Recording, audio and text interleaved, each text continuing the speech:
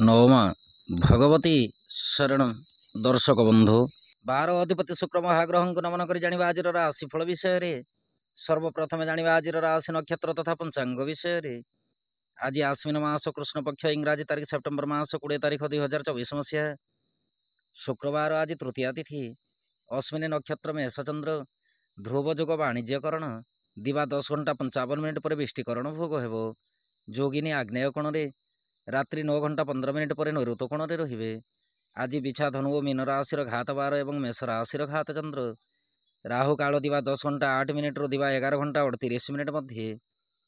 ମାହେନ୍ଦ୍ର ବେଳା ଦିବା 4 ଘଣ୍ଟା 2 ମିନିଟ୍ରୁ ସନ୍ଧ୍ୟା 5 ଘଣ୍ଟା 37 ମିନିଟ୍ ମଧ୍ୟରେ। ରାହୁ କାଳରେ କୌଣସି ଆନୁଷ୍ଠାନିକ ମାଙ୍ଗଳିକ ଶୁଭ କାର୍ଯ୍ୟ କରିବା ଶାସ୍ତ୍ର ସମ୍ମତ ନୁହେଁ। ଏଣୁକରି ମାହେନ୍ଦ୍ର ବେଳାଟି ସର୍ବୋତ୍ତମ। କାରଣ ମାହେନ୍ଦ୍ର ବେଳାଟି ଶ୍ରୀହରି ବିଷ୍ଣୁଙ୍କ ଅତି ପ୍ରିୟ ବୋଲି ଶାସ୍ତ୍ର ମାର୍ଗଦର୍ଶନ କରିଥାଏ। ଆଜିର ଗ୍ରହସ୍ଥିତି। ବୃହସ୍ପତି ବୃଷ ରାଶିରେ, ମଙ୍ଗଳ ମିଥୁନ ରାଶିରେ, ବୁଧ ସିଂହ ରାଶିରେ, ରବି ଶୁକ୍ର ଏବଂ କେତୁ ଏକତ୍ରୀକରଣ ଅବସ୍ଥାରେ କନ୍ୟା ରାଶିରେ, ଶନି କୁମ୍ଭ ରାଶିରେ ଏବଂ ରାହୁ ବୃହସ୍ପତିଙ୍କ ସାଧାରଣ ରାଶି ମୀନ ରାଶିରେ ଗୋଚର କରିବେ। ଦର୍ଶକ ବନ୍ଧୁ, ରାଶିଫଳ ଜାଣିବା ଆଗରୁ ଜାଣିବା ଆଜିର ଦିବ୍ୟ ଚିନ୍ତନ ବିଷୟରେ। ଦିବ୍ୟ ଚିନ୍ତନର ଅଛି ବୃଷ ରାଶିରେ ଚନ୍ଦ୍ର ଯଦି ଅବସ୍ଥାନ କରିଥାନ୍ତି ତାହେଲେ ଜନ୍ମ ଜାତକ ଉପରେ କେଉଁ ପ୍ରକାର ପ୍ରଭାବ ରଖିଥାନ୍ତି। ବୃଷ ରାଶିରେ ଚନ୍ଦ୍ର ମହାଗ୍ରହ ପ୍ରବଳ ମାତ୍ରାରେ ଉଚ୍ଚସ୍ଥ ହୋଇଯାନ୍ତି। ଯଦି ବୃଷ ରାଶିରେ ଚନ୍ଦ୍ର ଅବସ୍ଥାନ କରିଥାନ୍ତି ତାହେଲେ ଜନ୍ମଜାତକ ଚଞ୍ଚଳମନାଯୁକ୍ତ, ଲୋଭଯୁକ୍ତ, କ୍ରୋଧୀ ଏବଂ ଧାର୍ମିକ ପରାୟଣ ହୋଇଥାଏ। ବିଶେଷ କରି କୁଳାନନ୍ଦଦାୟକ ଏବଂ ଦେବ ବ୍ରାହ୍ମଣ ପ୍ରତି ଅନାବିଳ ଭକ୍ତି ରଖିଥାଏ। ବୃଷ ରାଶିରେ ଚନ୍ଦ୍ର ଯଦି ଅବସ୍ଥାନ କରିଥାନ୍ତି ଜନ୍ମଜାତକ ରୀତିନୀତି ଧ୍ୟାନ ଉପରେ ପ୍ରବଳ ମାତ୍ରାରେ ଆସକ୍ତି ହୋଇଥାଏ। ଦର୍ଶକ ବନ୍ଧୁ, ଚନ୍ଦ୍ର ବୃଷ ରାଶିରେ ପ୍ରବଳ ମାତ୍ରାରେ ଉଚ୍ଚସ୍ଥ ହୋଇଥାନ୍ତି। ଯଦି ଚନ୍ଦ୍ର ବୃଷ ରାଶିରେ ଶନି କିମ୍ବା ରାହୁଯୁକ୍ତ ହୋଇକି ରହିଥାନ୍ତି ତାହେଲେ ବି ମଧ୍ୟ ବୃଷ ରାଶିରେ ଚନ୍ଦ୍ର ଉଚ୍ଚସ୍ଥ ଫଳ ପ୍ରଦାନ କରିଥାନ୍ତି।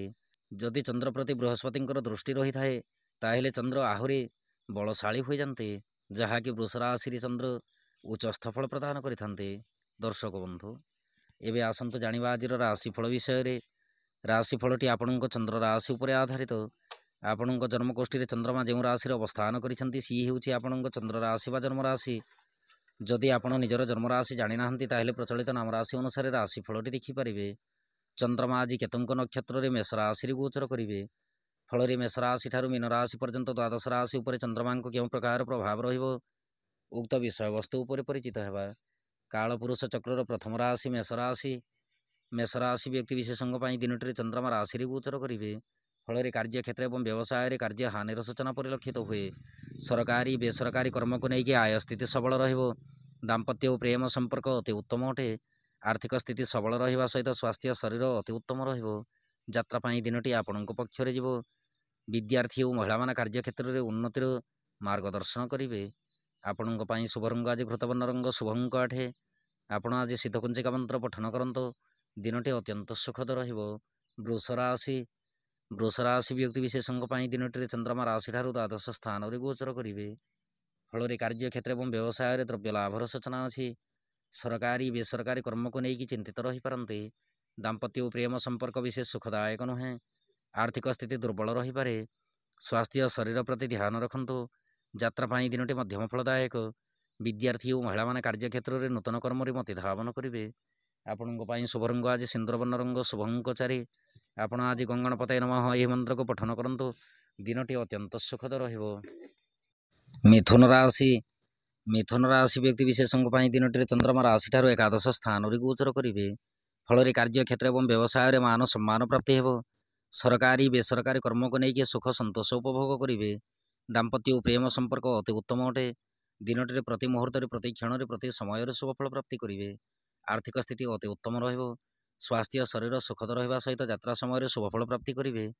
ବିଦ୍ୟାର୍ଥୀ ଓ ମହିଳାମାନେ କାର୍ଯ୍ୟକ୍ଷେତ୍ରରେ ଅଳ୍ପ ମାତ୍ରାରେ ଆଶ୍ୱସ୍ତି ଲାଭ କରିବେ।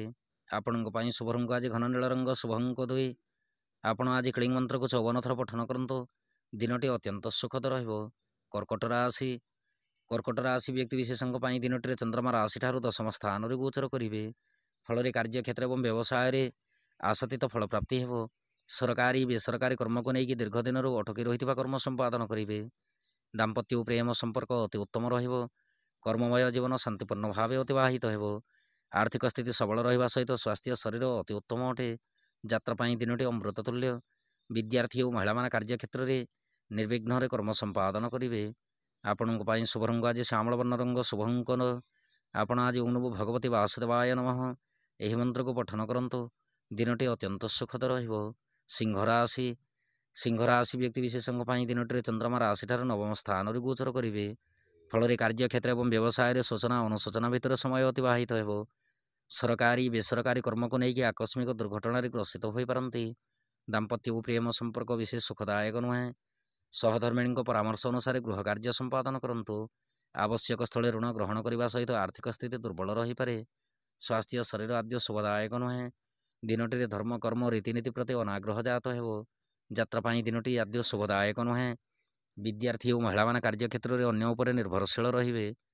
ଆପଣଙ୍କ ପାଇଁ ଶୁଭ ରଙ୍ଗ ଆଜି ରକ୍ତବର୍ଣ୍ଣ ରଙ୍ଗ ଶୁଭ ଅଙ୍କ 5। ଆପଣ ଆଜି ଶୀତକୁଞ୍ଜିକା ମନ୍ତ୍ର ପଠନ କରନ୍ତୁ। ଦିନଟି ଅତ୍ୟନ୍ତ ସୁଖଦ ରହିବ। କନ୍ୟା ରାଶି ବ୍ୟକ୍ତିବିଶେଷଙ୍କ ପାଇଁ ଦିନଟିରେ ଚନ୍ଦ୍ରମା ରାଶିଠାରୁ ଅଷ୍ଟମ ସ୍ଥାନରେ ଗୋଚର କରିବେ। ଫଳରେ କାର୍ଯ୍ୟକ୍ଷେତ୍ର ଏବଂ ବ୍ୟବସାୟରେ ସୁଖ ସମୃଦ୍ଧି ପ୍ରାପ୍ତି ହେବ। ସରକାରୀ ବେସରକାରୀ କର୍ମକୁ ନେଇକି ଅପବ୍ୟୟ ଖର୍ଚ୍ଚର ସୂଚନା ଅଛି। ଦାମ୍ପତ୍ୟ ଓ ପ୍ରେମ ସମ୍ପର୍କ ମଧ୍ୟମରୁ ଉତ୍ତମ ରହିବ। ସହଧର୍ମିଣୀଙ୍କ ପରାମର୍ଶ ଅନୁସାରେ ଗୃହ କାର୍ଯ୍ୟ ସମ୍ପାଦନ କରିବା ସହିତ ସ୍ୱାସ୍ଥ୍ୟ ଶରୀର ପ୍ରତି ସଦାସର୍ବଦା ଯତ୍ନଶୀଳ ରୁହନ୍ତୁ। ଆର୍ଥିକ ସ୍ଥିତି ଆଦ୍ୟ ଶୁଭଦାୟକ ନୁହେଁ। ବାଦ ବିବାଦ ତଥା ନ୍ୟାୟ ନିଷ୍ପତ୍ତି କର୍ମରେ ଯୋଗଦାନ ରଖନ୍ତୁ ନାହିଁ। ଯାତ୍ରା ପାଇଁ ଦିନଟି ମଧ୍ୟମ ଫଳଦାୟକ। ବିଦ୍ୟାର୍ଥୀ ଓ ମହିଳାମାନେ କାର୍ଯ୍ୟକ୍ଷେତ୍ରରେ ବନ୍ଧୁ ଗହଣରେ ସମୟ ଅତିବାହିତ କରିବେ। ଆପଣଙ୍କ ପାଇଁ ଶୁଭ ରଙ୍ଗ ଆଜି ଶ୍ୟାମଳ ବର୍ଣ୍ଣ ରଙ୍ଗ ଶୁଭ ଅଙ୍କ 1। ଆପଣ ଆଜି ଗାଈକୁ ଚଣା ଓ ଗୁଡ଼ ଖାଇବାକୁ ଦିଅନ୍ତୁ। ଦିନଟି ଅତ୍ୟନ୍ତ ସୁଖଦ ରହିବ। ତୁଳାରାଶି ବ୍ୟକ୍ତିବିଶେଷଙ୍କ ପାଇଁ ଦିନଟିରେ ଚନ୍ଦ୍ରମା ରାଶିଠାରୁ ସପ୍ତମ ସ୍ଥାନରେ ଗୋଚର କରିବେ। ଫଳରେ କାର୍ଯ୍ୟକ୍ଷେତ୍ର ଏବଂ ବ୍ୟବସାୟରେ ଅର୍ଥ ସୁଖ ପ୍ରାପ୍ତି ହେବ। ସରକାରୀ ବେସରକାରୀ କର୍ମକୁ ନେଇକି ନୂତନ ଉପାୟ ଚିନ୍ତାଧାରା ଜାଗ୍ରତ ରହିବ। ଦାମ୍ପତ୍ୟ ଓ ପ୍ରେମ ସମ୍ପର୍କ ଅତି ଉତ୍ତମ ଅଟେ। ଆର୍ଥିକ ସ୍ଥିତି ପ୍ରତି ଅନୁଧ୍ୟାନ ରଖିବା ନିତାନ୍ତ ଆବଶ୍ୟକ। ସ୍ୱାସ୍ଥ୍ୟ ଶରୀର ମଧ୍ୟମରୁ ଉତ୍ତମ ରହିବ। ଯାତ୍ରା ପାଇଁ ଦିନଟି ଅତି ଉତ୍ତମ ଅଟେ। ବିଦ୍ୟାର୍ଥୀ ଓ ମହିଳାମାନେ କାର୍ଯ୍ୟକ୍ଷେତ୍ରରେ କର୍ମ ବିମୁଖ ହେବେ। ଆପଣଙ୍କ ପାଇଁ ଶୁଭ ରଙ୍ଗ ଆଜି ଧବଳ ବର୍ଣ୍ଣ ରଙ୍ଗ ଶୁଭ ଅଙ୍କ 8। ଆପଣ ଆଜି ଦେବୀ ମନ୍ଦିରରେ ଘୃତ ଦୀପ ଅର୍ପଣ କରନ୍ତୁ। ଦିନଟି ଅତ୍ୟନ୍ତ ସୁଖଦ ରହିବ। ବିଛାରାଶି ବ୍ୟକ୍ତିବିଶେଷଙ୍କ ପାଇଁ ଦିନଟିରେ ଚନ୍ଦ୍ରମା ରାଶିଠାରୁ ଷଷ୍ଠ ସ୍ଥାନରେ ଗୋଚର କରିବେ। ଫଳରେ କାର୍ଯ୍ୟକ୍ଷେତ୍ର ଏବଂ ବ୍ୟବସାୟରେ ଦ୍ରବ୍ୟ ଲାଭର ସୂଚନା ଅଛି। ସରକାରୀ ବେସରକାରୀ କର୍ମକୁ ନେଇକି ଆଶ୍ୱସ୍ତି ଲାଭ ହେବ। ଦାମ୍ପତ୍ୟ ଓ ପ୍ରେମ ସମ୍ପର୍କ ଅତି ଉତ୍ତମ ଅଟେ। ଆଇନ ଅଦାଲତ କର୍ମ ଯଦି କିଛି ଥାଏ ନ୍ୟାୟଟି ଆପଣଙ୍କୁ ପ୍ରାପ୍ତି ହେବ। ଆର୍ଥିକ ସ୍ଥିତି ସଦୃଢ଼ ରଖନ୍ତୁ। ସ୍ୱାସ୍ଥ୍ୟ ଶରୀର ଅତି ଉତ୍ତମ ଅଟେ। ଯାତ୍ରା ସମୟରେ ଯତ୍ନଶୀଳ ରହିବା ନିତାନ୍ତ ଆବଶ୍ୟକ। ବିଦ୍ୟାର୍ଥୀ ଓ ମହିଳାମାନେ କାର୍ଯ୍ୟକ୍ଷେତ୍ରରେ ନୂତନ କର୍ମରେ ମତି ଧାବନ କରିବେ। ଆପଣଙ୍କ ପାଇଁ ଶୁଭ ରଙ୍ଗ ଆଜି ନାରଙ୍ଗୀ ବର୍ଣ୍ଣ ରଙ୍ଗ ଶୁଭ ଅଙ୍କ 2। ଆପଣ ଆଜି କେଶରକୁ ତିଳକ ରୂପେ ଧାରଣ କରନ୍ତୁ। ଦିନଟି ଅତ୍ୟନ୍ତ ସୁଖଦ ରହିବ। ଧନୁରାଶି ବ୍ୟକ୍ତିବିଶେଷଙ୍କ ପାଇଁ ଦିନଟିରେ ଚନ୍ଦ୍ରମା ରାଶିଠାରୁ ପଞ୍ଚମ ସ୍ଥାନରେ ଗୋଚର କରିବେ। ଫଳରେ କାର୍ଯ୍ୟକ୍ଷେତ୍ର ଏବଂ ବ୍ୟବସାୟରେ ସନ୍ତୋଷଜନକ କର୍ମରେ ବାଧକ ଯୋଗ ପରିଲକ୍ଷିତ ହେବ। ସରକାରୀ ବେସରକାରୀ କର୍ମକୁ ନେଇକି ତରତର ନିଷ୍ପତ୍ତି ନିଅନ୍ତୁ ନାହିଁ। ଦାମ୍ପତ୍ୟ ଓ ପ୍ରେମ ସମ୍ପର୍କ ମଧ୍ୟମରୁ ଉତ୍ତମ ଅଟେ। ଆର୍ଥିକ ସ୍ଥିତି ଦୁର୍ବଳ ରହିପାରେ। ସ୍ୱାସ୍ଥ୍ୟ ଶରୀର ପ୍ରତି ଧ୍ୟାନ ରଖନ୍ତୁ। ଯାତ୍ରା ପାଇଁ ଦିନଟି ମଧ୍ୟମ ଫଳଦାୟକ। ବିଦ୍ୟାର୍ଥୀ ଓ ମହିଳାମାନେ କାର୍ଯ୍ୟକ୍ଷେତ୍ରରେ କର୍ମ ବିବ୍ରତ ହେବେ। ଆପଣଙ୍କ ପାଇଁ ଶୁଭ ରଙ୍ଗ ଆଜି ନାରଙ୍ଗୀ ବର୍ଣ୍ଣ ରଙ୍ଗ ଶୁଭ ଅଙ୍କ 2। ଆପଣ ଆଜି ହନୁମାନ ଚାଳିଶା ପଠନ କରନ୍ତୁ। ଦିନଟି ଅତ୍ୟନ୍ତ ସୁଖଦ ରହିବ। ମକର ରାଶି ବ୍ୟକ୍ତିବିଶେଷଙ୍କ ପାଇଁ ଦିନଟିରେ ଚନ୍ଦ୍ରମା ରାଶିଠାରୁ ଚତୁର୍ଥ ସ୍ଥାନରେ ଗୋଚର କରିବେ। ଫଳରେ କାର୍ଯ୍ୟକ୍ଷେତ୍ର ଏବଂ ବ୍ୟବସାୟରେ ଅଳ୍ପ ମାତ୍ରାରେ କଳହର ବାତାବରଣ ରହିପାରେ। ସରକାରୀ ବେସରକାରୀ କର୍ମକୁ ନେଇକି ସଫଳତାର ଚାବିକାଠି ପ୍ରାପ୍ତି ହେବ। ଦାମ୍ପତ୍ୟ ଓ ପ୍ରେମ ସମ୍ପର୍କ ଅତି ଉତ୍ତମ ଅଟେ। ଆର୍ଥିକ ସ୍ଥିତି ସବଳ ରହିବ। ସ୍ୱାସ୍ଥ୍ୟ ଶରୀର ପ୍ରତି ଧ୍ୟାନ ରଖନ୍ତୁ। ଯାତ୍ରା ପାଇଁ ଦିନଟି ଅତି ଉତ୍ତମ ଅଟେ। ବିଦ୍ୟାର୍ଥୀ ଓ ମହିଳାମାନେ କାର୍ଯ୍ୟକ୍ଷେତ୍ରରେ ଅନ୍ୟ ଉପରେ ନିର୍ଭରଶୀଳ ରହିବେ। ଆପଣଙ୍କ ପାଇଁ ଶୁଭ ରଙ୍ଗ ଆଜି ନୀଳବର୍ଣ୍ଣ ରଙ୍ଗ ଶୁଭ ଅଙ୍କ 4। ଆପଣ ଆଜି ଓଁ ନମୋ ଭଗବତୀ ବାସୁଦେବାୟ ନମଃ ଏହି ମନ୍ତ୍ରକୁ ପଠନ କରନ୍ତୁ। ଦିନଟି ଅତ୍ୟନ୍ତ ସୁଖଦ ରହିବ। କୁମ୍ଭରାଶି ବ୍ୟକ୍ତିବିଶେଷଙ୍କ ପାଇଁ ଦିନଟିରେ ଚନ୍ଦ୍ରମା ରାଶିଠାରୁ ତୃତୀୟ ସ୍ଥାନରେ ଗୋଚର କରିବେ। ଫଳରେ କାର୍ଯ୍ୟକ୍ଷେତ୍ର ଏବଂ ବ୍ୟବସାୟରେ କର୍ମ ବିମୁଖ ହୋଇପାରନ୍ତି। ସରକାରୀ ବେସରକାରୀ କର୍ମକୁ ନେଇକି ଚିନ୍ତିତ ରହିବା ସହିତ ମନ ଭିତରେ ମନୋବିକାର ଜାତ ହେବ। ଦାମ୍ପତ୍ୟ ଓ ପ୍ରେମ ସମ୍ପର୍କ ସଦୃଢ଼ ରଖନ୍ତୁ। ସହଧର୍ମିଣୀଙ୍କ ସ୍ୱାସ୍ଥ୍ୟ ଶରୀର ପ୍ରତି ଯତ୍ନଶୀଳ ରୁହନ୍ତୁ। ଆର୍ଥିକ ସ୍ଥିତି ଦୁର୍ବଳ ରହିବା ସହିତ ସ୍ୱାସ୍ଥ୍ୟ ଶରୀର ମଧ୍ୟ ଦୁର୍ବଳ ରହିପାରେ। ଯାତ୍ରା ସମୟରେ ଅନ୍ୟ ଉପରେ ନିର୍ଭରଶୀଳ ରୁହନ୍ତୁ ନାହିଁ। ବିଦ୍ୟାର୍ଥୀ ଓ ମହିଳାମାନେ କାର୍ଯ୍ୟକ୍ଷେତ୍ରରେ ଅନ୍ୟର ମାଧ୍ୟମରେ କର୍ମ ସମ୍ପାଦନ କରିବେ। ଆପଣଙ୍କ ପାଇଁ ଶୁଭ ରଙ୍ଗ ଆଜି ନୀଳବର୍ଣ୍ଣ ରଙ୍ଗ ଶୁଭ ଅଙ୍କ 4। ଆପଣ ଆଜି ଓଁ ନମୋ ଭଗବତୀ ବାସୁଦେବାୟ ନମଃ ଏହି ମନ୍ତ୍ରକୁ ପଠନ କରନ୍ତୁ। ଦିନଟି ଅତ୍ୟନ୍ତ ସୁଖଦ ରହିବ। ମୀନରାଶି ବ୍ୟକ୍ତିବିଶେଷଙ୍କ ପାଇଁ ଦିନଟିରେ ଚନ୍ଦ୍ରମା ରାଶିଠାରୁ ଦ୍ୱିତୀୟ ସ୍ଥାନରେ ଗୋଚର କରିବେ। ଫଳରେ କାର୍ଯ୍ୟକ୍ଷେତ୍ର ଏବଂ ବ୍ୟବସାୟରେ ଅପବ୍ୟୟ ଖର୍ଚ୍ଚର ସୂଚନା ଅଛି। ସରକାରୀ ବେସରକାରୀ କର୍ମକୁ ନେଇକି ସ୍ୱାଧୀନ ଭାବେ କର୍ମ ସମ୍ପାଦନ ହେବ। ଦାମ୍ପତ୍ୟ ଓ ପ୍ରେମ ସମ୍ପର୍କ ଅତି ଉତ୍ତମ ଅଟେ। ଆର୍ଥିକ ସ୍ଥିତି ସବଳ ରହିବା ସହିତ ନୂତନ ବନ୍ଧୁ ମିଳନର ସୁଯୋଗ ପ୍ରାପ୍ତି କରିବେ।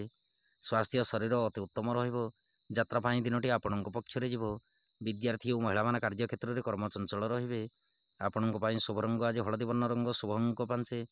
ଆପଣ ଆଜି ଅସହାୟ ବ୍ୟକ୍ତିଙ୍କୁ ସାହାଯ୍ୟ ହୁଅନ୍ତୁ। ଦିନଟି ଅତ୍ୟନ୍ତ ସୁଖଦ ରହିବ। ଦର୍ଶକ ବନ୍ଧୁ, ଇଏ ଥିଲା ମେଷ ରାଶି ଠାରୁ ମୀନ ରାଶି ପର୍ଯ୍ୟନ୍ତ ଦ୍ୱାଦଶ ରାଶିର ରାଶିଫଳ ଏବଂ ଆଜିର ଦିବ୍ୟ ଚିନ୍ତନ। ଏବେ ଅନୁମତି ଦିଅନ୍ତୁ। ନବମା ଭଗବତୀ ଶରଣ।